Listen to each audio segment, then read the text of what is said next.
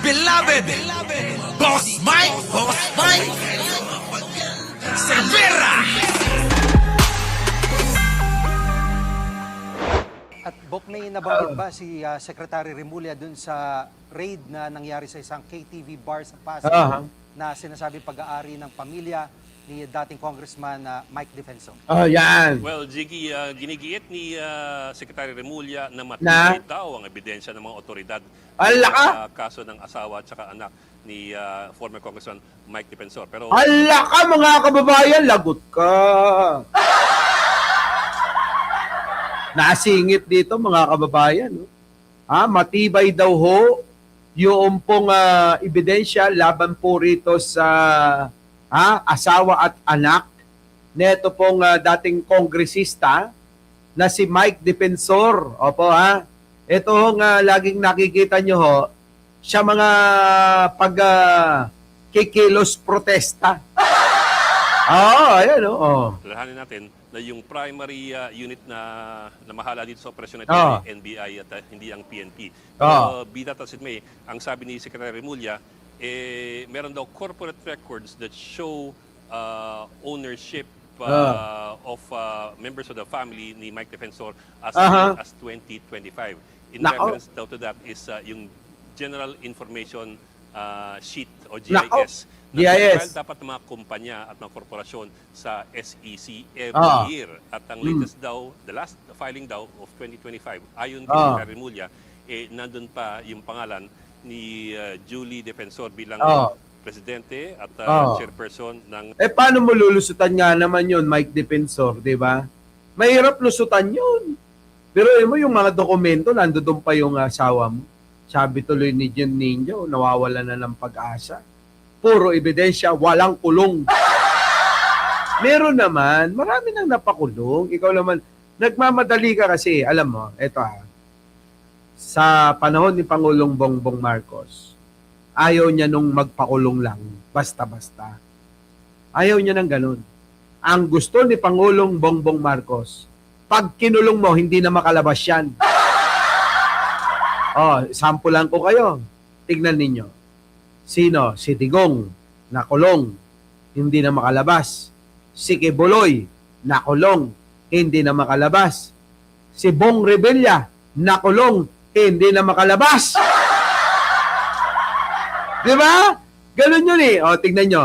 Mga diskaya, yung mag-asawa, nakulong, hindi na nakalabas. Ito ang mga BGC boys. Itong mga nagsusugal ng daan-daang milyon. Yung mga nagnanakaw dyan sa Bulacan. Sa amin, dyan sa Bulacan, dinudugasan netong mga BGC boys. Sino to? Yung mga nakita natin. Sino to? Si Hernandez. Yung De Guzman ba yun? O sila Alcantara. Kita nyo, hindi sila makalabas. Gayon, mga kababayan. Gayon. Dapat gayon. Kaya kapag ka nakulong na, si Martin Romualdez, hindi na rin makakalabas. Pag nakulong, itong asawa at anak, depende sa kaso, baka mamaya bailable. Wala tayong magagawa doon. Magbe-bail yun hanggang nililitis yung kaso.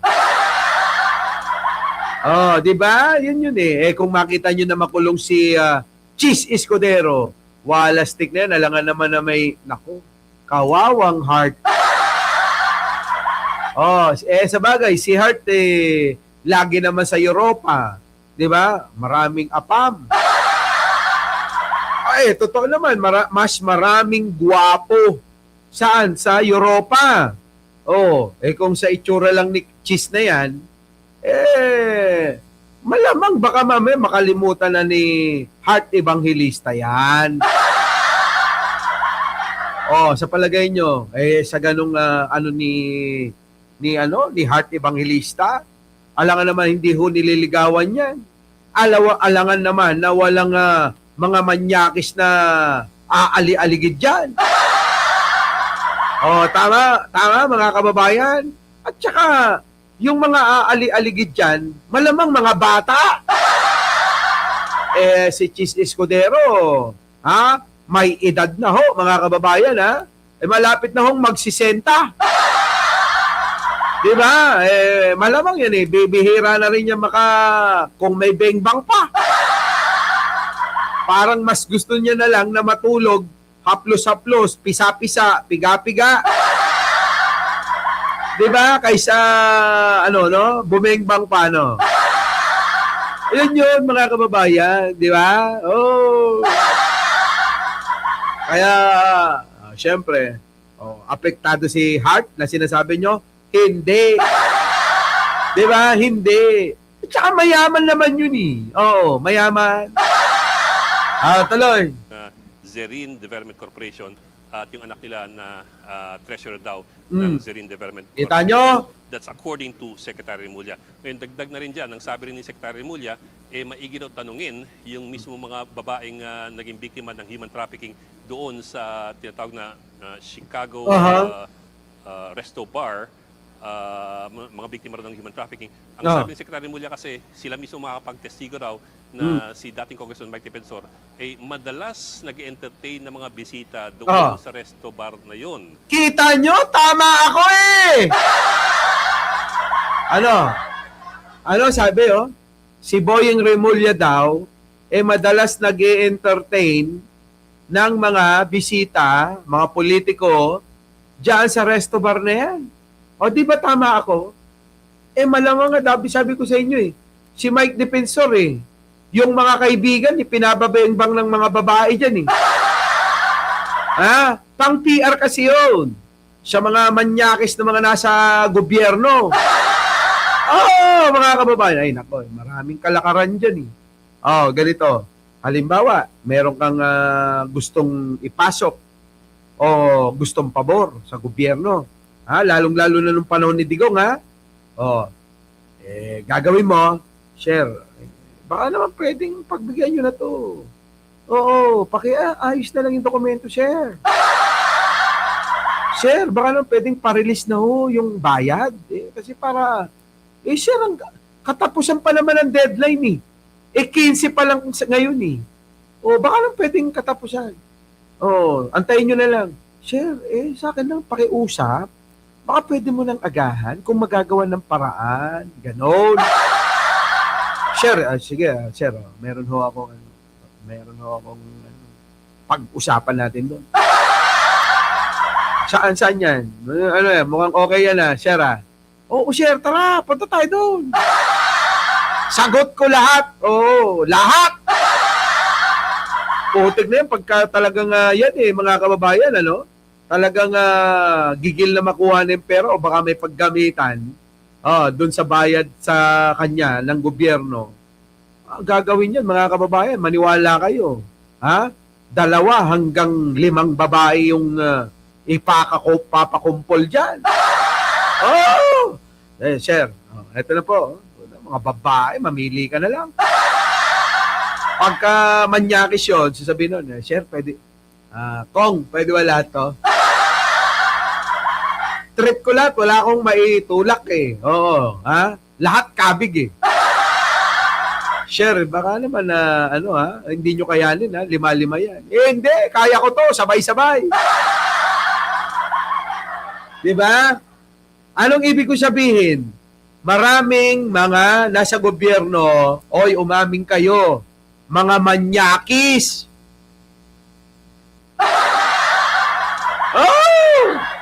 Ganon sila mga kababayan, mga manyakis. Mga kababayan, lalayo pa ba kayo? 'Di ba yung kwento ni sino to?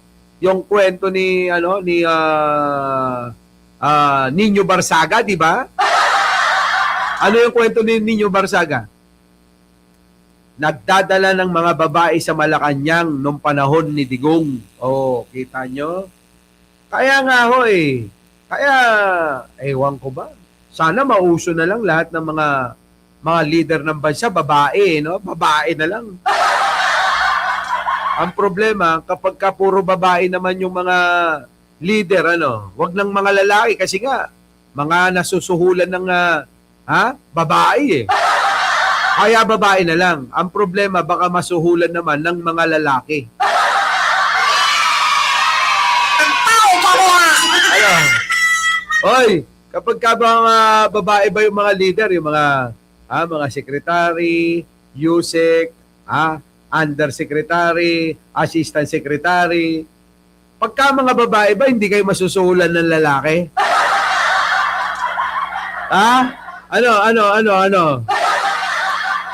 Di ba, no? Yun eh. Iba talaga ang power ng bang, ano ba? Grabe, no? Oo, ganyan, no? Alam nyo na ang kalakaran, ha? Kaya ito sinasabi ni Ed. Ed. Resto Bar, mga biktima ng human trafficking.